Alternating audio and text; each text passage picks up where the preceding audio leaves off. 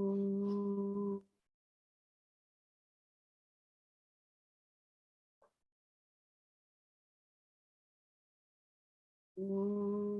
Sahana Bhavatu Sahana Bhunaktu Saha Viryam Karavavahai Tejasvinavadhitamastu ma vidvishavahai.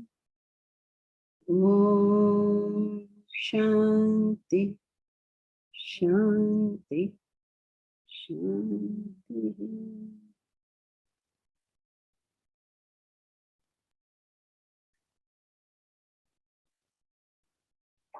Welcome to the group discussion. Today we have a real group discussion because we are doing a hybrid class. I am, as you know, in Delhi, and yeah, you can see all the real group discussion people.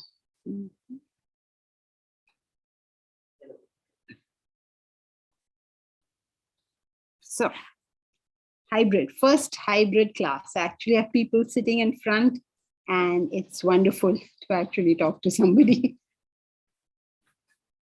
That's okay, it's fully charged. Let's start. One day when I come to Bangalore, 9, yeah, Bangalore? Yes, Janki, Bangalore. Okay. So we'll do big GD in Bangalore one day. And one day in Bengal. That's the Mumbai. Mumbai people don't come. The others are here. Oops, I'm wasting time. No, come on. Big GD. All right. What's our first question?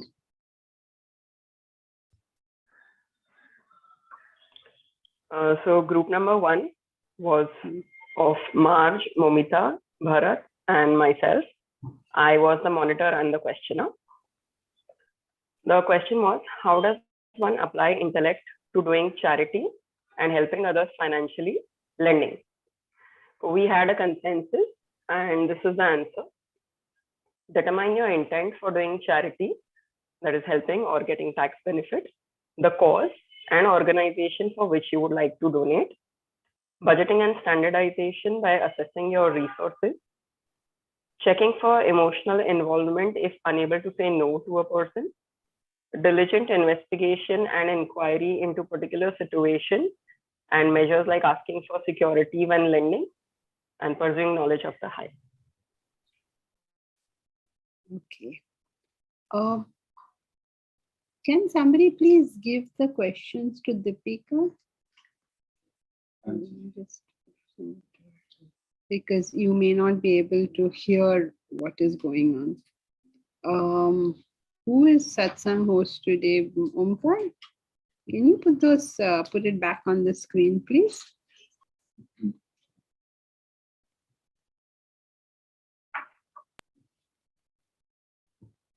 Okay, so the question is, how does one apply intellect to doing charity and helping others financially in the sense of lending? So how does one apply intellect to doing charity? You'll have got good answers, but before you go into this, the first thing your intellect should tell you is don't lend. If you're doing charity, give it. Remember what Shakespeare said, neither a lender nor a borrower be, for the loan law oft loses itself and the friend. You expect the money will come back, but I mean, you can tell the other person that you're lending, which is usually a good thing to do because otherwise they think free money is floating in. So you can tell them you're lending, but in your mind, you're not lending, you've given it. And only if you think it's worthy of giving, is it worthy of giving. All right. So how does one apply intellect to doing charity and helping others financially? It is, you actually harm people when you lend, especially the staff. The staff is always asking for, shadi hai, ye hai, wo hai, whatever they have, all sorts of stuff going on. So better than lending them money is when they join you, why don't you help them with their finances so that their income is always higher than their expenditure?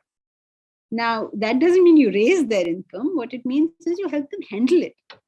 Everybody has a finite income, including Bezos and Gates and Warren Buffett. Everybody has a finite income, and whatever they want to do, they have to manage in that. So financial education is a good thing to do.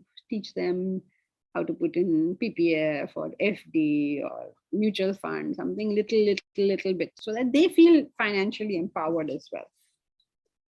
Okay, so determine your intent for doing charity, helping or getting tax benefit. Do you get tax benefit by lending? I don't know that. The cause and organization. So, okay, so good point, that make sure that who you're giving is a sensible thing to give. Secondly, budget and standardization. Okay, good. But first step, don't forget. First step is give. If you're giving, give. Not give. Give, open heart.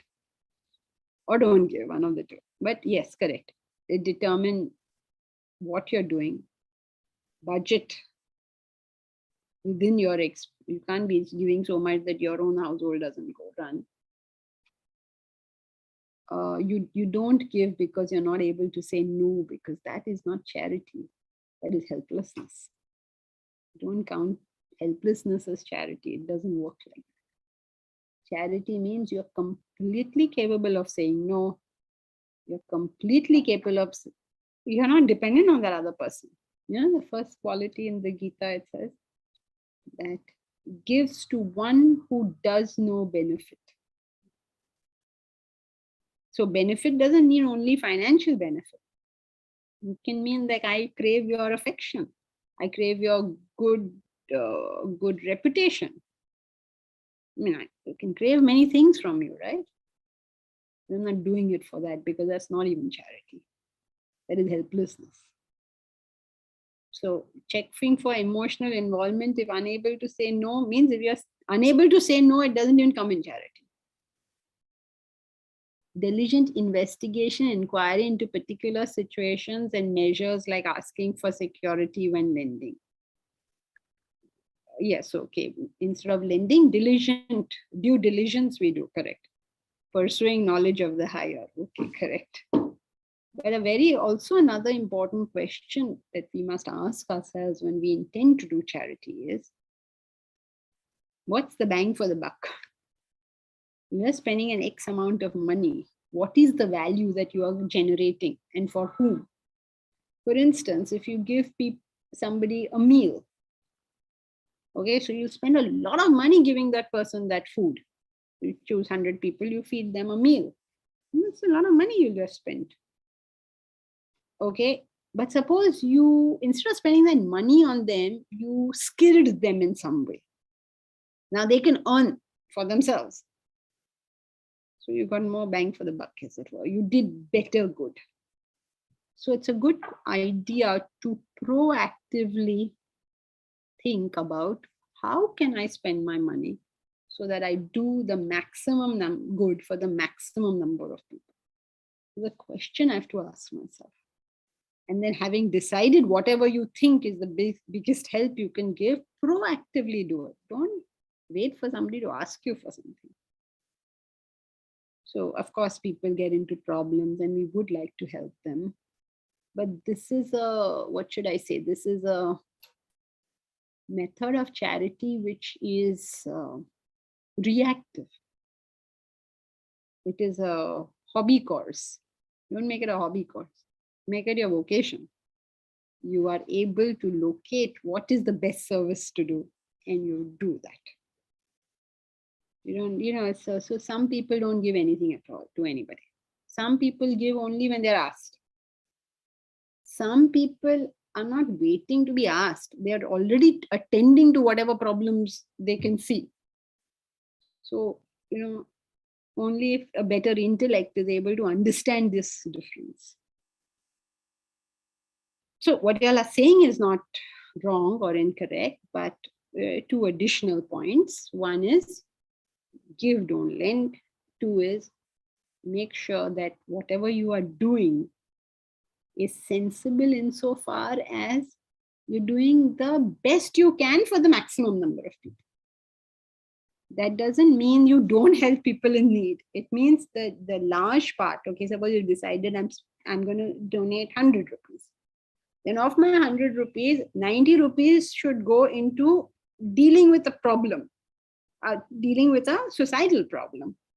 And 10 rupees can go to dealing with, people, of course, they get into trouble, right? Somebody suddenly has a medical emergency, or you're stuck overseas and you don't have some money, or whatever other help is required.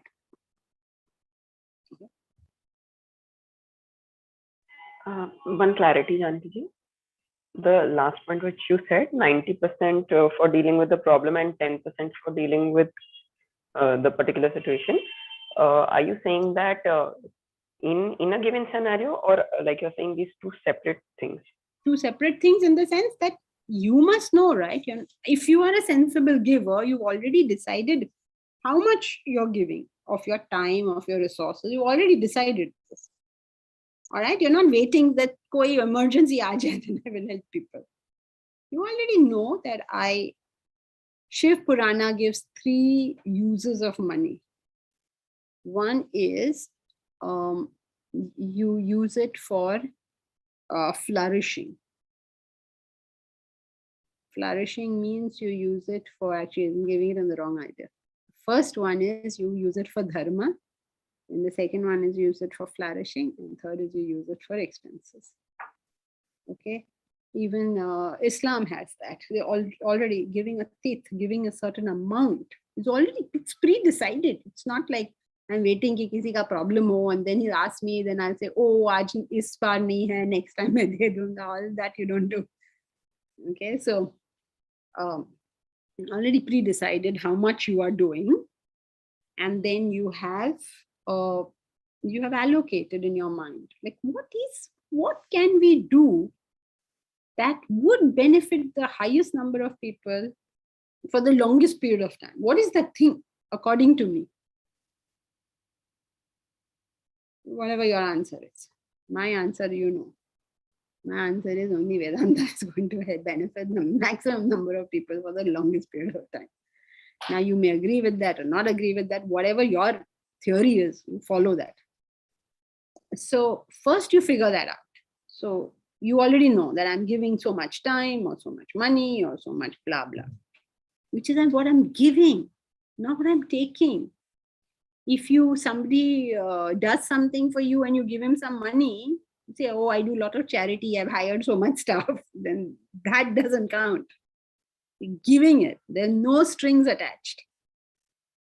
And so once you do that, then of that amount, a little bit should be kept for help people need. That's an occasional thing. That's not your regular thing. So they're two separate things. So 3 uses of money: dharma, which is the first one, which is your acts of, actually they use the word dharma, they don't even use the word giving. Acts of dharma, which you've decided, the right way of benefiting people, or whatever it is you want to benefit. 2, flourishing. That means saving, investing, putting it into your business or putting it into a mutual fund or whatever in the world you do to flourish. Because money has to work for you. You don't work for money. Let money work for you. You need to flourish. And 3, your expenses. You have expenses. No, you're living, you will have expenses. So these are 3 uses of money. All 3 you have thought of carefully. Not suddenly there's an expense, you do it, suddenly that. When you're buying a car, how much you're going to be spending on that car. How much is affordable for that. So it's suppose somebody offers you a Merc for 40 lakhs. And you say, okay, I have 40 lakhs. Wait, firstly, that has to be 1/3 of your total corpus, firstly. Secondly, do you know how much it's going to cost to maintain this thing? One fellow scratches your car, 1 lakh is gone. So You figured out your expenses, and every expense you make never pinches you. It just doesn't pinch you. Firstly, you're doing only 1/3. Secondly, you've thought it through. By the time you actually spend it, there's nothing in your heart hurting you. And that's the right way to deal with it. Otherwise, every time you spend something, oh my God, I spent papri, how much have I spent? You spend what according to is lots of money, and you feel nothing. Not because you're negligent, but because it's totally affordable. Oh, Got Asha. it. Thank you. Janki, I have a question. Yeah, 1 second. Asha's here. She'll tell you what she did. Asha, you tell your story. No, you want me to tell? They won't believe. They'll say you're making up stories. You all know the story. No, I'm sorry. I shouldn't have the story, but she was right here. It is sensible, no? You're comfortable, no, now, because you did a sensible thing.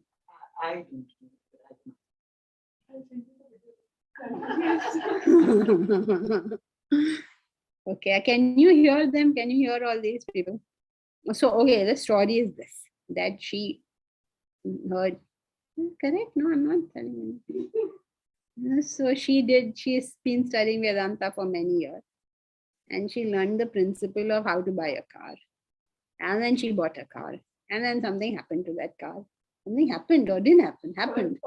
First day something happened to the car before it came home. I forgot the story also. This is Vedanta, right? She bought a car that is completely affordable. When she drove out of the showroom, something happened. Can you imagine that she bought a car which was at the top range of affordable? Would have broken her heart. Now look at her, she's smiling. She's saying, oh, that day something happened. That's just comfortable. It's not pinched her financially because it was comfortable, whatever she bought. If we can just train ourselves to buy only that which is comfortable, even if it goes, I'm okay. Then how are you going to get upset every time something goes? Otherwise, we buy something, we buy the top range of what I can afford. Then something will happen. Then I will say, oh, I studied Vedanta, but still I get upset when something happens. So फिर मार पड़ेगी. If you're not thinking, what Vedanta are you doing? Vedanta is not, Deepika is new. Vedanta, Deepika doesn't tell us anything. It just tells you think. Stop for a minute. Think. What is it you want? What are you trying to do? These are the laws on which this thing works. And if you do it like that, why on earth do you have any form of agitation?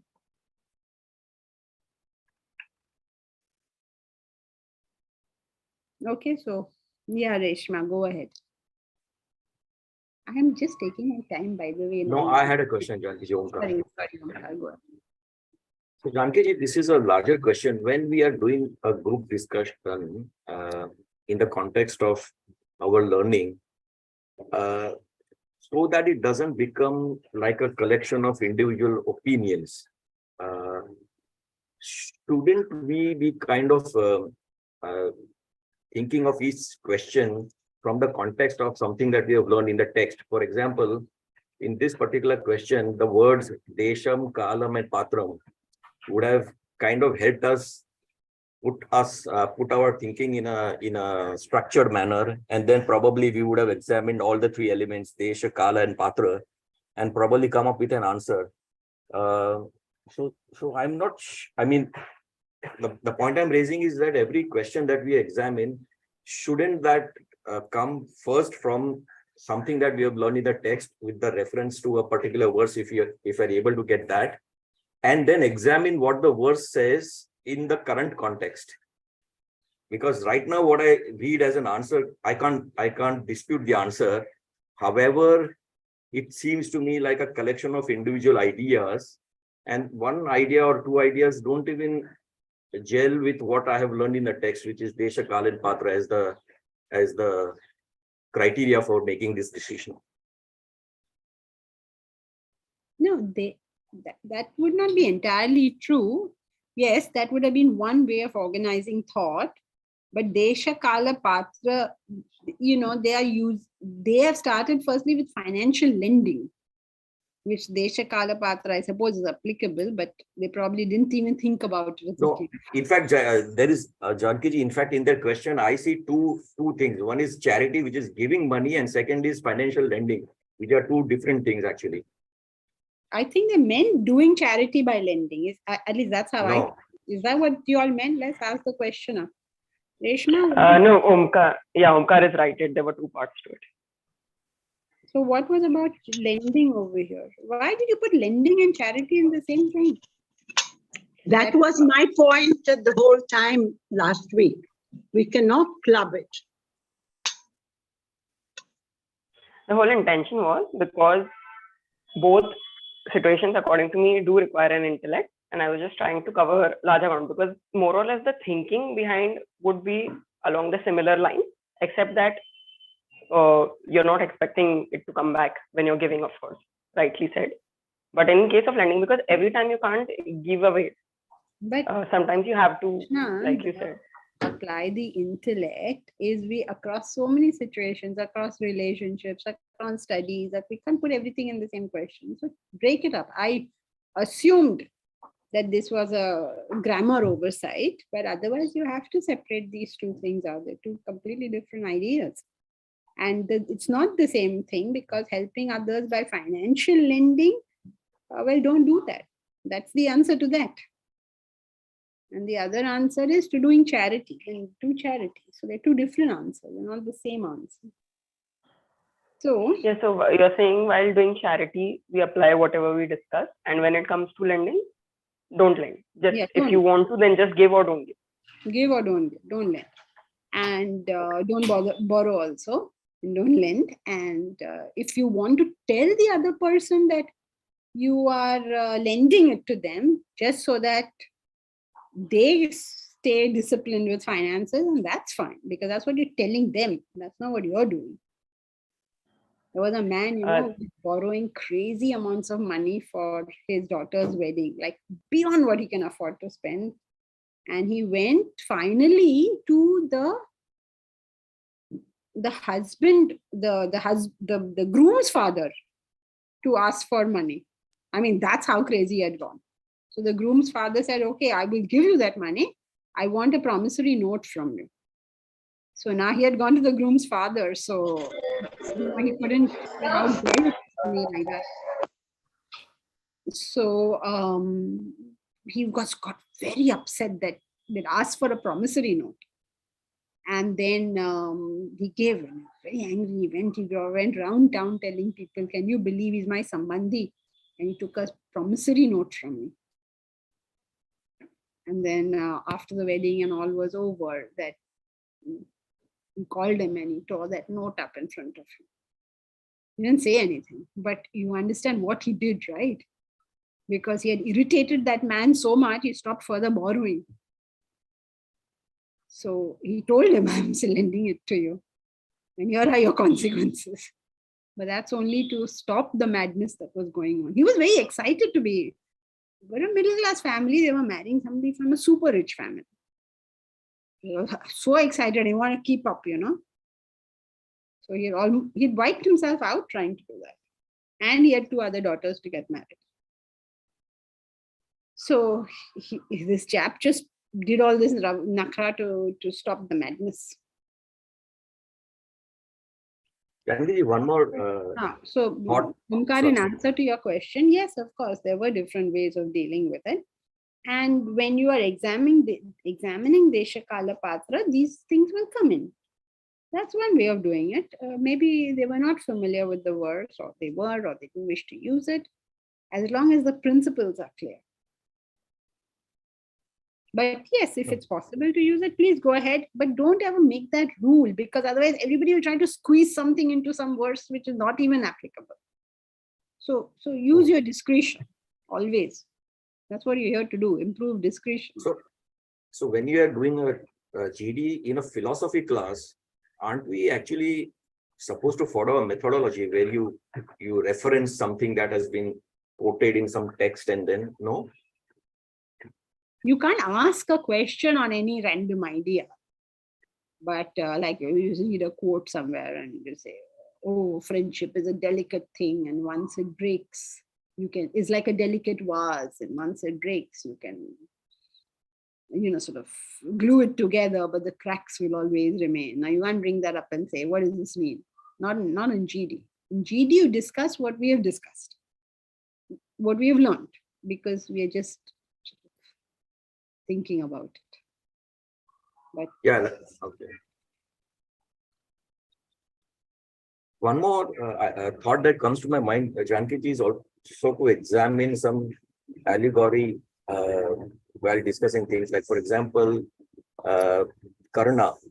The fact that he gave up his kavach and kundal when he was asked for it, although he knew that this was going to be life-threatening, disastrous for him, he still did that. So this was kind of foolish charity. But if we discuss why he did that and what was the allegoric significance of this act and what should one learn from that, even that probably could help us in some way. Not really, because we are not studying the Mahabharata, so we don't have the facts. In fact, you can go that there's an YouTube video on Karna and why he had to suffer. Big mistake making that video, because everybody over there, I don't know how many comments, and people are making all sorts of random statements. Nobody knows what the story is. Kisi ne padha bhi nahi hai. And then they say, no, Karna was good, Karna was bad. There's a fight going on over there. There's no basis in fact. Open the book and read the facts. He says, Karna was a better warrior than Arjuna. No, he wasn't. Arjuna had already beaten him many times. Open the book and read. And in fact, you know the story during what is that chap's name? Virat, right? Who was the king? Who was that prince? Arjuna drove. They were in Agyatwas, and the Kauravas attacked. Who was that prince? When they were in Agyatwas. King Virat. Virat, no, yeah. So Virat. Yes. Yeah, serving Virat, the Kauravas attacked, including Karna and Bhishma, because they wanted to break their Agyatwas, na? So you know the story, and then Agyatwas, sorry, Madeline, Agyatwas means they were incognito. The Pandavas were incognito in somebody's kingdom, because that was the condition, that for 1 year you have to be somewhere and we don't have to find you. So these guys got suspicious that, so they went and stole the horses and the cows or something of that king, where they suspected that these boys are there. Now, why did they do that? Because they knew that king is not going to be able to defend himself. So these guys will come and protect, if at all they're there, which they did, but they did it very intelligently. So they were not really discovered. So at that point, all these jokers had come, and Arjuna defeated them. Oh, he's a much better warrior, much better warrior. When they were in the forest, they did this. Duryodhana took out a Ghosha Yatra. Duryodhana was so mean-minded that when he sent these fellows to the forest, he took out a yatra, a whole procession of his people, and took them into the forest just to show off, okay, I am king, I have all this stuff, and you guys are the mess here. And on the way, they irritated one of the gods because they were so arrogant about everything. Chitraratha, they irritated him. And Chitraratha just picked the whole lot up and took them to heaven. And then Duryodhana is like, save me, save me, save me. Arjuna went and saved him. And Karna is a much better warrior. Karna was an excellent warrior. It's like trying to decide between, who is better, Sachin Tendulkar or Sunil Gavaskar, or deciding who's going to win the World Cup. I mean, they are so well matched that either could really win. It's not like Karna could not win or that Arjuna could not win, because other than skill, so many other things get involved at that point. So nobody has read Mahabharata, but they have a lot of opinions on Karna. You should read over there. One fellow, I asked him, where did you get this information from? It's like, nobody reads the text. So, Omkar, better that we restrict our discussions to texts which we are reading. Or if you wish to discuss some particular part, then read it all together, whole thing, which will be pretty time consuming in group discussion. But original text, without original text, don't talk. This says that says that. Who told you this says this and this says that? I'll make up my own stories and then I'll start a quarrel on it. Okay? Yeah. But my problem still remains that these discussions tend to be, a kind of discussions of individual ideas, and they seem to be all over. I mean, I still don't find that comfort in a structured way of doing things and coming to conclusions based on something solid, So I'm not sure if these group discussions are helping me particularly progress, in my learning. So that's the point I thought the structure is not very comforting. Okay, you can change the structure. Who has told you you can't? No, I mean the You structure. make it more productive. You make it more productive. In what way or manner would you like to do that? So just bring that up, that okay, we will do X or Y. Omkar, what have you got to worry about? Somebody outside says, come say that, okay, we can organize a better structure in this manner. Okay. No, what I mean is the structure is okay. The idea is perfect. I was just thinking, like I started off with, if we can quote texts or some ideas, like for example, in even if it is allegory, like Karna, why did Karna suffer? We concluded that he suffered despite all his goodness because he aligned with the wrong. So isn't that a kind of a conclusion that, no, we suffered in spite of his goodness, no. In spite of all his skills and all his other things. I mean, things, goodness, yeah. But good or not is always a question mark. But the crux of that discussion was that we came to a very clear conclusion that his alignment with the wrong was the cause for his downfall. Now, that is something that one can kind of take back. It's a takeaway, a clear takeaway. So, I mean, this is where my idea is that can we come up? Think through your own idea, come up with whatever you want to, and we'll discuss it. Sure. Thank you so much. You can also bring it up at the next group discussion, and all of you all can discuss it. The idea over here is to make ourselves think. That's the idea. That's the bottom line of this whole process. Force ourselves to think and be willing to listen to other people's thinking. Because we sometimes get so carried away with our own thinking that we can't take in information. And when we can't take in any information, we take either or stances. Okay, I'll tell you an example. There were two groups got formed when the book, okay, there was a book that has to be published now. It's written, it has to be published. One group said, go to a publisher, because going to a publisher is very important. It will enhance the reach. It will enhance the reach in the sense, not that they do any marketing, but when it's got a publisher, then book awards, book fairs, all these things believe that your book is more valuable because it is already okayed by somebody, right? But they don't give you anything. They don't care about your book. They print it so many years later. So the other group said, no, we should do this ourselves because we'll do it ourselves. We know how to do it. We've done it before. Why are we waiting for them? Okay. Both have a point of view and both seem reasonably correct. I mean, do you disagree with either side? Now you can go on forever, both sides repeating themselves. But somebody has to come up with an idea that attends to these issues. So the idea that came up was, why don't we start our own publication house? They want a publication house, where they become one. So now maybe we will do that. But this can only happen if you're willing to listen to the other side. a valid point from another party, from an opposing party? Can we say, yes, you're right? And I don't know how to include that in whatever I'm saying. We just ignore the other person, however right they are. We don't stop and say, yes, you're right. I think this is an important point. Let me see how I can deal with it. So that's what group discussion should train us for. How do I include your perception? I'm incomplete. I am not 100% okay. I'm incomplete.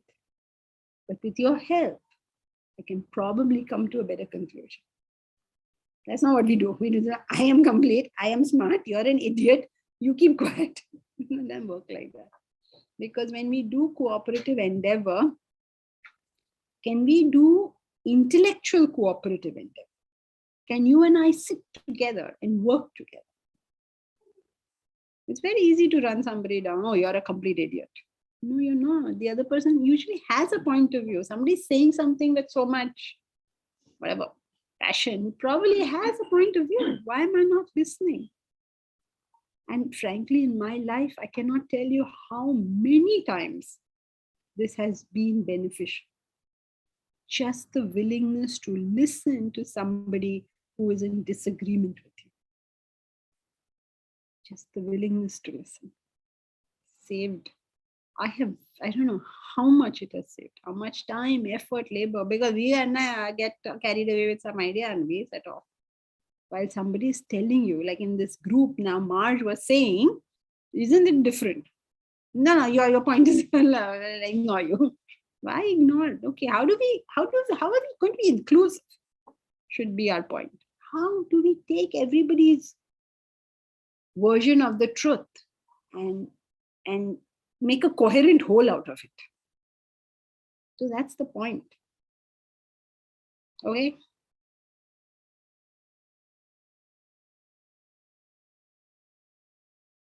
Omkar? Okay, please say okay. Or say not okay, something you say. Yes, yes. I'll give it a thought. I Yes. just want, I mean, of course, I'll give it a thought, but I just wanted to kind of have a kind of a group discussion which was different from the management board college kind of group discussions, because I thought this was a philosophy class which had a particular Go ahead. idea of, do it the way you want it. yeah, sure. Find out whatever, do it the way you want it. If you come up with a better system, it will be applied across the board. Everyone here should be. Can you imagine what a group we'd be if everybody came up with a better system and we did it and everybody's benefited? Come up with new things, come up with better things. That's your role as a Vedantin. You don't follow rules here, you make the rules. These rules which you are now following are made by somebody. You come up with better ones. Make it more productive. Let's see how much better you can do it. You're here to do that. You're here to learn how to do that. So do it. Go ahead. All of you, whoever, people say, oh, group discussion is not good. I won't go to group discussion. Then sit down and cry for the rest of your life. Go there, understand what it's for, and do it better. If you think this is not good enough. So yes, do think about it. Okay, thank you so much. Okay. Shall we go to the next question?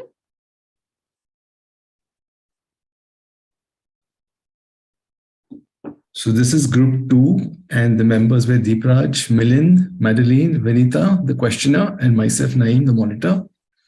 Pretty straightforward question. How do you manage negative thoughts?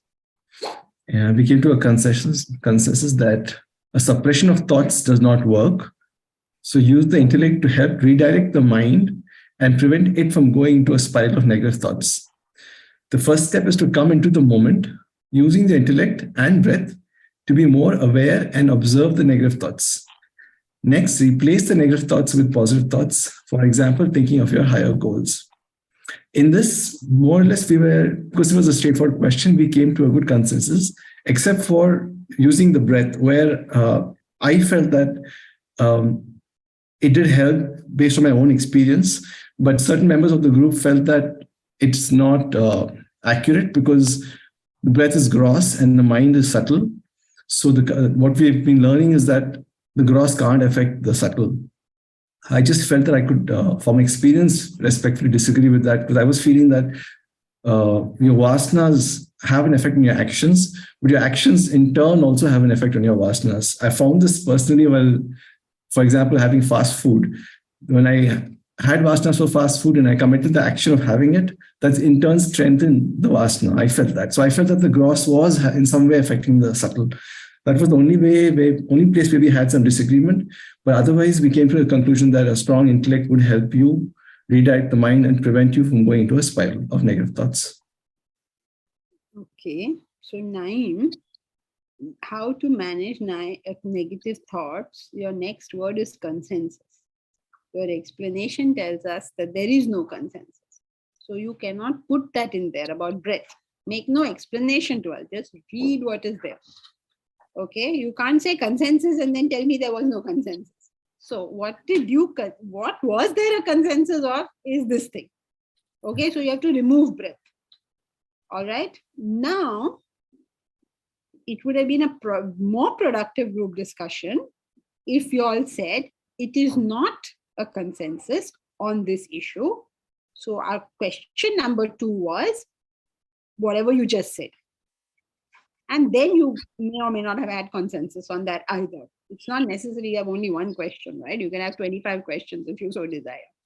So how to manage negative thoughts? So for the whole group, I'm analyzing this only so everybody knows, has the same rules. If there is no consensus, don't put it in. You can't put in breath because there was no consensus. But you all have brought about an interesting thought to discuss. So put that as your next question. Okay, so let's go. How do we manage negative thoughts? How do you manage negative thoughts? Suppression of thoughts does not work, correct? So use the intellect to help redirect the mind and prevent it from going into a spiral of negative thoughts. It's the right answer, but it's an unsympathetic answer. Where is Vinita? Vinita, are you there? Okay, so Vinita, suppose Vinita is having a negative thought.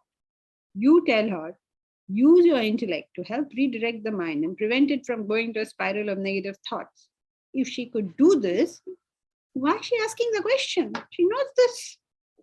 So use your intellect, control yourself. What kind of answer is that?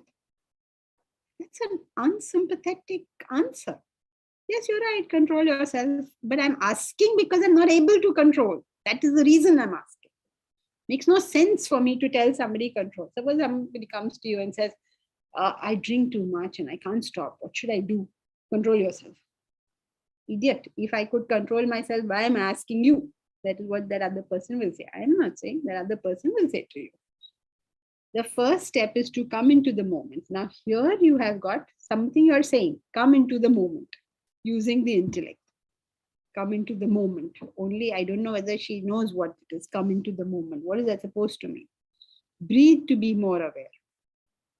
Okay, chalo, I'll start breathing and observe the negative thoughts. Okay. Next, replace the negative thoughts with positive thoughts. For example, thinking of your higher goals. Really? Have you people never had negative thoughts in your life? When you are thinking negative, can you think of your higher goal? It's gone first. Then therefore the negative thought has come. Please, we are all human beings. We go through this. We have to find something that works. So what works? Okay, so one thing is important that you notice that you have begun. You know, we all know, right? Every one of us has this thing that you start worrying about something and before you know, it's gone in directions you never wanted to go. Now, all of us are a little older in life. We have done this so many times. We already know this is going to happen. That's why Vinita is saying, okay, tell me now what to do in the beginning when I know I'm going to go down this. So y'all are right. Yeah, right. Become aware there. And do what? The easiest thing to do is start using your physical body. The easiest thing to do. Because go for a jog, go to the gym, cleaning your cupboard, go see a movie. So movies also sometimes if they don't engross you, again your thoughts will go. But do something physical that involves your body doing so much that your mind has no time to think. But always remember that what you're doing is a band-aid. It's like your body, if it bleeds, you put a band-aid, you're stopping the bleeding. But cure of that wound must take place. So to cure that wound, whatever it is, you'll have to find out what is that wound.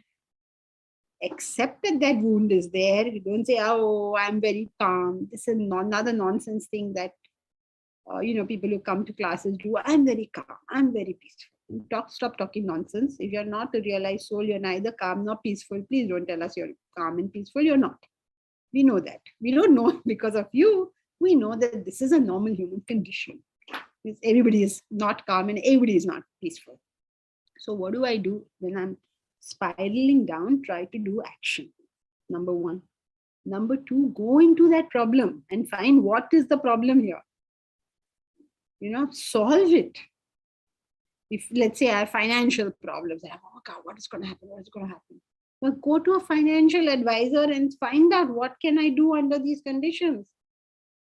Please don't let go of simple common sense. If you have, my stomach is hurting, I don't know, maybe I've got cancer. If I get cancer, who will look after my children? Even my husband is so dependent on me. Who told you you have cancer? Stop. And if you have a stomachache, go and ask a doctor, I have a stomachache, what is the problem? He will say, you're eating too much, eat a little less for your next meal. And your problem is sorted. Okay, so take advice, take help. We are not in this world alone. We are all here together. We are all human beings. We are all suffering the same nonsense. But some of us are specifically informed in certain fields. We can go to those people and ask. So solve the problem. Point number 2. Point number 3, which these people never said, you would have thought they would have said. They said it in the previous answer, which was not really necessary, but in this answer was necessary.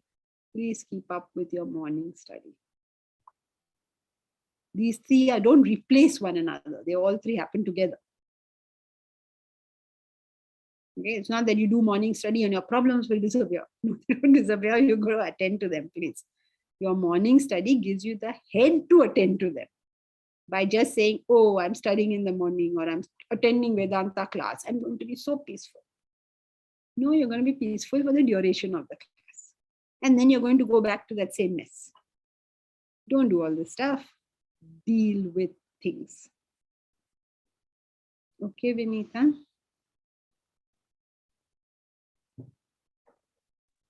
Janki, I have a question here, which is, first, I don't have absolute clarity on what are negative thoughts. For example, when I read about how bad the economic situation is going to be because of what is happening globally, and probably things are going to turn much worse than we can imagine, I kind of think of the fact that I may lose my job or I may lose my clients, and hence I should be preparing for it. Now, I'm often told that you are thinking of something which has not happened. You're thinking kind of negatively, but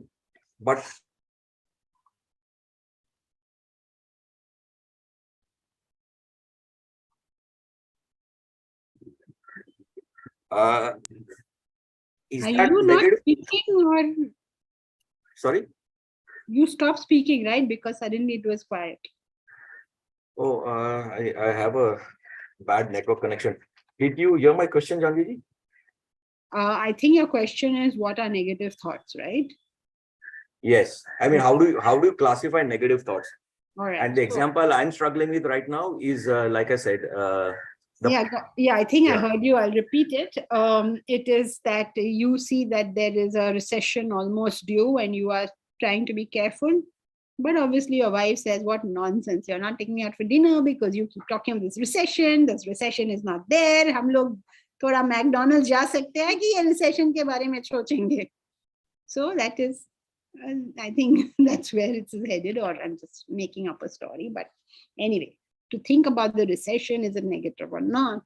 Omkar, we are dealing with Vinita's question. Her question is how to manage negative thoughts. So we have to ask her, what do you mean by negative thoughts?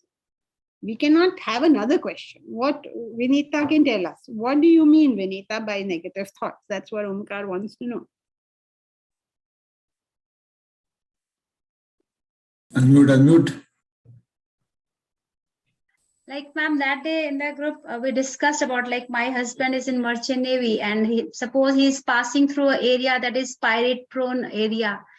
And I have heard many examples of piracy like this. So whenever he passes through that area and during that duration, if he doesn't calls me, I get I'm worried a lot about negative thoughts come to me and I just want to get away from that. So that was my example. So how to manage those negative thoughts?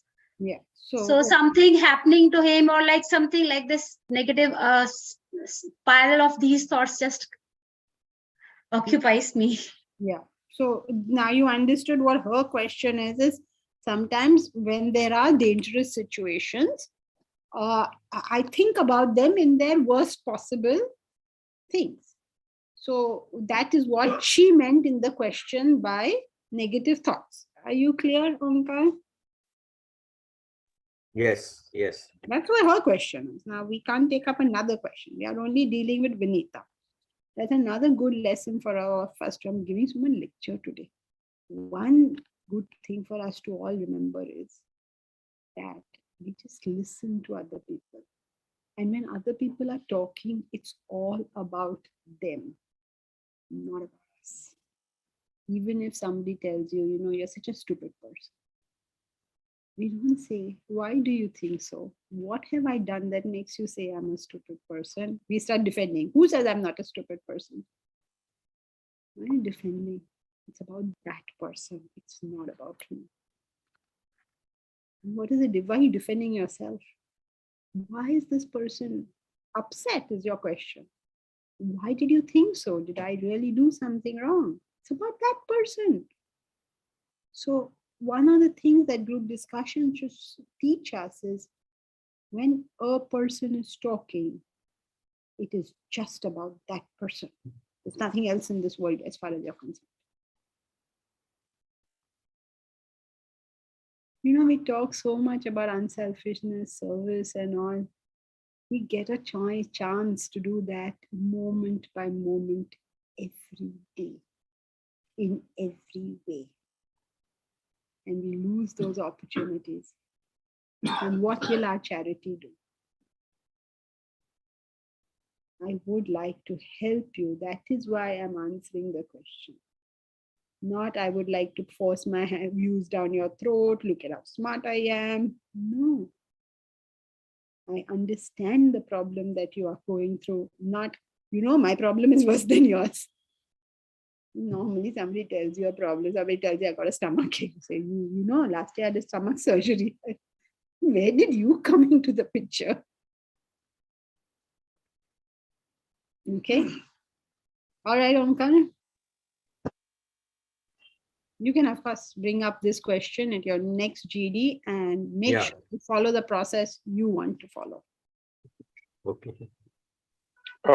Janki ji, a question on the first point when you said that make the body perform action. But often the action also stops because mind is overwhelmed. So how do you get it going then? I don't mean the action pertaining to that. Any other action, like cleaning your cupboard. Yeah, true. But that is not possible, you're saying? Sometimes when the mind is really overwhelmed, then the thought is to stop all action and just sit. And that makes the situation worse actually. So what do you do then? Don't do it. It doesn't make the situation worse. There are times in life we feel like crying, sit down and cry. It's no big deal. It's an easy way to take the stress off. You're not harming anybody. Nothing is happening. Just sit down and cry. No big deal. So much we have going on in our head. Can I cry? Now I've studied Vedanta. I cannot be so affected. Chill. You are free to cry.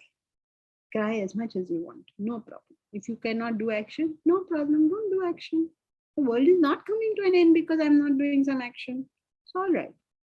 But we are hoping that you haven't reached that stage yet. And you're at the stage where you're now seeing the thoughts are spiraling and you're doing something. You're quickly taking action. But you missed it. You didn't do it. Now, suppose Vinita didn't do it. And then she's very worried. Oh my God, what will happen? What will happen? Okay, sit down and worry. Sit down and cry. It's okay. It's no big deal. One day you'll wake up and say, I'm just wasting my time. Let me go and do something. It's okay. Relax. It's not that earth-shaking. Don't take yourself too seriously. It's not really important what we do. We all come, we live, we die. What difference are you making?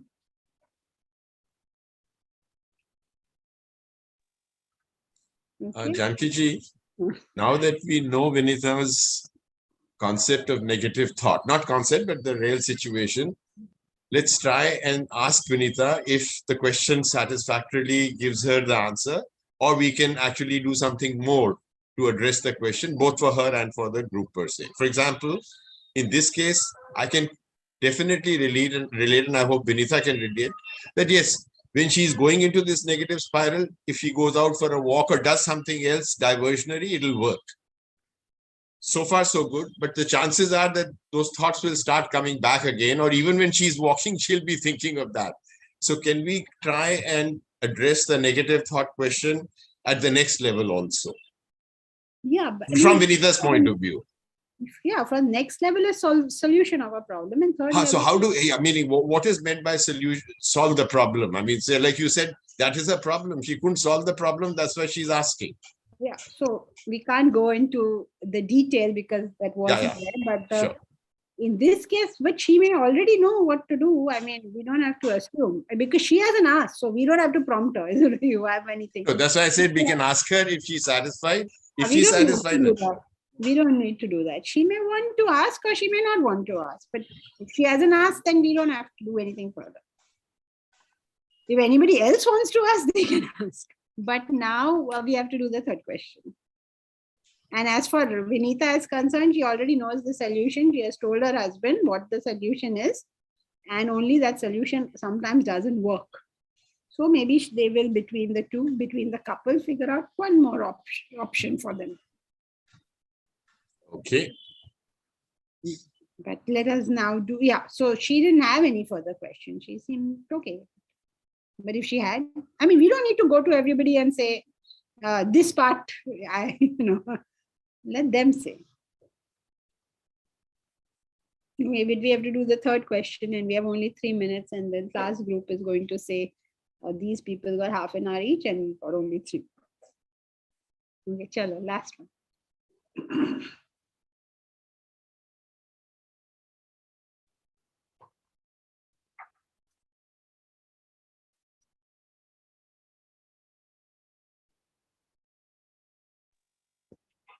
Manoj, are you there? Yes, Bharat, I'm there. My video actually is not getting disabled. Can you disable it?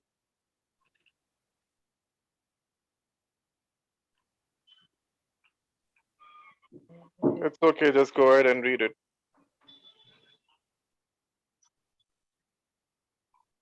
Yeah, so the question is like, how do we know that we know the self? This is the question. That is not what is written there. You have your own question. Something else is put on the monitor. I don't know what the monitor is not visible to me, Janki. Yeah. Yeah, I'll read it to you. How will I know the self as intellect can't conceive it? Yes, yes, this is answer. Yes. It will be self-evident when you know the self, and you don't need the intellect to know it. Hey, Bhagwan. Yeah, we discussed like a lot of options, but then Wait, everybody. stop. Yeah, okay, don't tell. I'm only going to read what's on the screen in front of me. How will I know the self as intellect cannot conceive it? How will I know? It will be self-evident when you know the self and you don't need the intellect to know it. The question reads, how will I know the self as the intellect cannot conceive? Answer is, it will be self-evident when you know the self. Oh. No, don't explain. May I say something? I was part of that discussion. but they decided, I think, because we did agree on it. Because Yeah, said I don't think these people can hear what y'all are saying. Don't say because we don't have the time. How will I know the self as intellect cannot conceive it? Answer. You will not know the self. What is the difficulty? Then how did you allow this question to come? My only question is the question how or is it when? Wait, don't. This is not small GD. This is big GD. We only deal with what is on the screen in front of us. How will I know the self as intellect cannot conceive it? Answer. You will not know the self.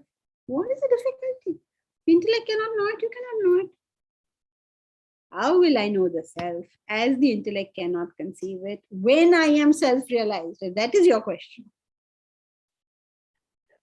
When I know that I have realized, what's the question? How are you? Can't change the question when it comes here. How did you not have a written question and a written answer? Terrible. Asha, you will be the one back because as far as I can tell, you're the oldest member of this group. Oldest meaning not in years, but longest period of study. I'll deal with you after this class. Okay. She's here today. I don't have this, like real people to talk to. Very rare. Okay, chalo. So we are done, right, for today? And we will continue on.